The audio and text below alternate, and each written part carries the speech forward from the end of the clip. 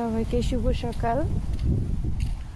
সকালের ভোরে ভোরে রোদ, হাঁটছি, অনেক ভালো লাগতেছে।